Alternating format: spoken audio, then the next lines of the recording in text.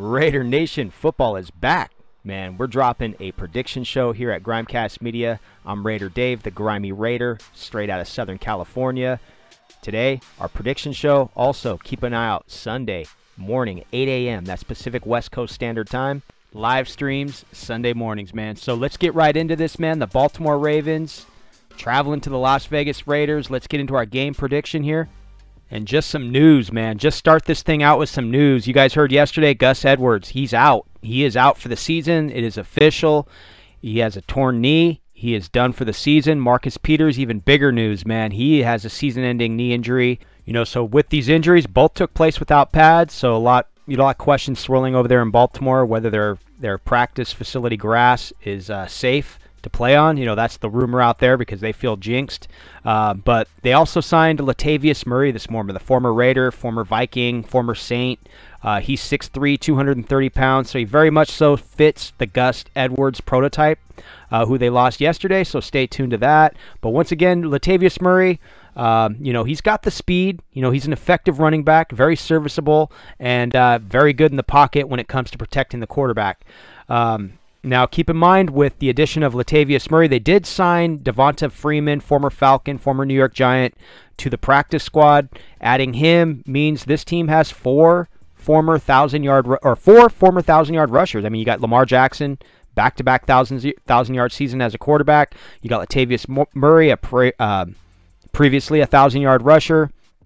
You have Devonta Freeman, a 1,000-yard rusher, and then you got Le'Veon Bell in the practice squad, former 1,000-yard rusher, but, you know, remains to be seen. But once again, they did get some guys to plug in there, so it only remains to be seen how that shakes out for them. It's important to note also, the Ravens, they are still predicted. They have a 77% chance of still making the playoffs. You know, that's per CBS Sports. So, with all that noted, the Ravens heading into Week 1, you know, they're pretty dominant. As of the past 4 seasons, they've averaged 40 points a game. That's #1 in the NFL. That's plus, and they're plus 197 points. No team comes close. I think the Philadelphia Eagles were pretty close, like with 120, 126 points or something like that. But since 2008, John Harbaugh is 10-3 in Week 1 matchups. And once again, the dominating 5-0 performance since 2016. Another thing to note is that also John Harbaugh, as the head coach of the Ravens, he is 8-5 overall on the road for Monday Night Football matchups. He's 10-6 overall. Home and away matchups combined. Now, John Gruden, since his return to the Raiders, he's 1-4 on Monday night. We'll get into some stats here with the quarterbacks. And Derek Carr, he's played 3 career games versus the Baltimore Ravens. He carries a 100.1 passer rating, 8 touchdowns, and an interception. Lamar Jackson, in 3 starts under the Monday Night Lights. Now, Lamar Jackson in Monday Night Football in 3-year career, he has a passer rating of 118, 63.1 completion percentage, 429 yards, 7 touchdowns, 0 interceptions, and has rushed for 302 yards and 2 touchdowns. So he's got some numbers there. So just some key notes heading into this game. But as far as the game prediction goes, my personal prediction, I'm thinking this is going to be somewhat of a defensive matchup. And I'm thinking, you know, as much as we want to see the Raider offense explode, I think they're going to put up a good 27 points in this game. That's kind of where I'm at. I got the Raiders winning this thing 27-21. I think it's going to be a game of defense in the first half. I think we're going to see which coaches make the right adjustments in the second half. And basically what I got is the Raider defense stealing momentum in the second half, creating a couple turnovers in this game, getting a key sack. I'm going to say Max Crosby's going to be that guy in this game, man. I think he's pretty quick off the edge. He's got the good handwork. I know Yannick Ngakoue, he's a very effective, very proven edge rusher. You know, I think both guys are going to create a lot of quarterback hurries. It's just, are they going to bring Lamar Jackson to the turf? And I think they're going to be very limited, and I think just Max Crosby has that shot of, you know, possibly getting him low and getting him back there for a sack and creating a huge sack. I think it's going to come at the right time too, and it's just going to create that momentum for this defense, but it's really going to come down to coaching adjustments, because just as we're talking about the Week 1 stats with John Harbaugh and how he has this Ravens team's prepared over the years. I mean, that's quite a resume he has. You can pretty much put it in the bank that he's going to have this team ready. It's how is John Gruden going to be ready in return? And from a coaching standpoint, you know, we got to bank on this Raider coaching staff doing a great job as far as using the clock, making the right defensive adjustments. And I just think from a Raiders defensive standpoint, whether they're successful with sacks, turnovers, whatever it may be. And it really starts with the front seven. You know, I think guys like Gerald McCoy, guys like Jonathan Hankins, you know, Quentin Jefferson, the quickness from the outside from Yannick Ngakoue, man, the quickness from Max Crosby, the rotations, you name it, the linebackers, they're going to be physical. You know, KJ Wright, you know, he's a hitter. You know, you got guys like Denzel Perriman, you know, back on the scene here in the AFC West. I think this team's going to get up big, man. They're going to play big on defense and just more of a physical style. Nothing flashy yet. This team still needs to gel, especially the defense. You know, Carr's going to be getting in a rhythm with his wide receivers. And that's another thing. Darren Waller, his birthday, his 29th birthday is going to be Monday night, celebrating his 29th. And I think he's in for a big game, man, facing his former team. You know, I could see him getting 10 catches. You know, he showed up big in that Saints game last year on Monday night. So I think Darren Waller's going to catch a touchdown. I think Henry Ruggs going to be big in this game, man. I'm looking at him getting 7 to 8 targets, 6 catches, maybe 100 yards and a touchdown.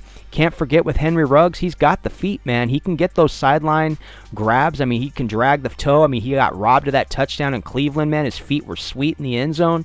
I think Henry Ruggs has that ability, man, and I think you got to look for him in the end zone and use his ability, you know, just put the ball up there, and you know, he's got the catch radius when you really think about it. Henry Ruggs goes up and uses his body, so you know, I just think the Raiders, man, they can put up a few touchdowns against this defense, maybe kicking 3 field goals or so, or 2 field goals, you know, so that's 27 points right there. I think that's pretty fair. You never know. This team could go off and score 35 points, but, you know, once again, a physical football game, more of a coaching chess match. I think John Gruden's been scripting his offense, you know, going into his 4th year.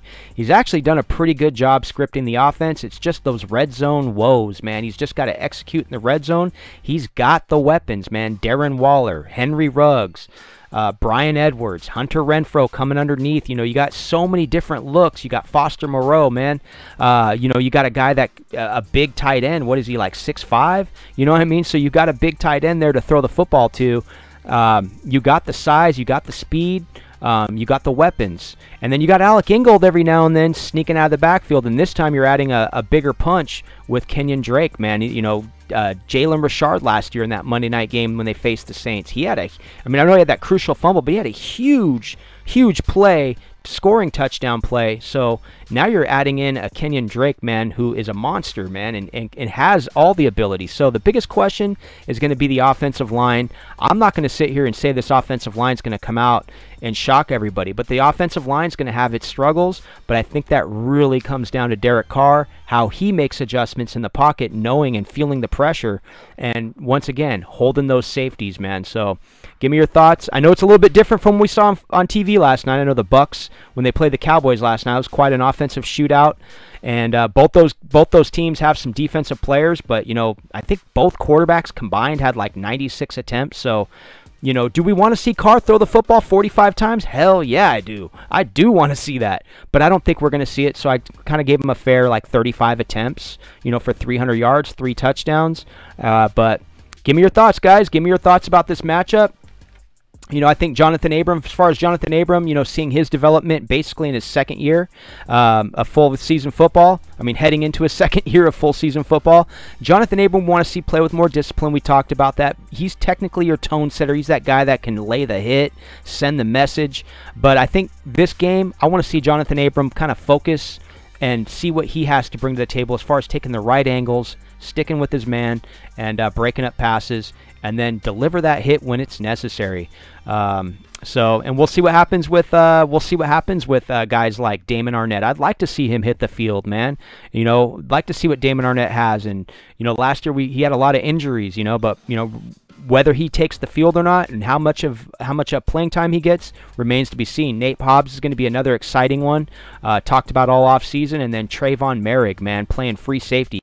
Now those are huge upgrades over LaMarcus Joyner, so I'll just leave that bright spot there to finish out the podcast. But we can look at it like this: Trayvon Merrick and Nate Hobbs. LaMarcus Joyner costed us plenty of big plays on this defense. LaMarcus Joyner was a big reason why this team was getting torched in the secondary. So not to pick on him or anything, but he was a big reason for that. So anyway, I'm going to close this one out, man. You guys have a great Friday. Enjoy it. We're heading into the weekend. Monday night is 4 nights away. I'm looking forward to this, man. Let's go Raiders. I'm Raider Dave. I'll see you guys Sunday morning, 8 a.m. for the live stream. I'm out. Peace.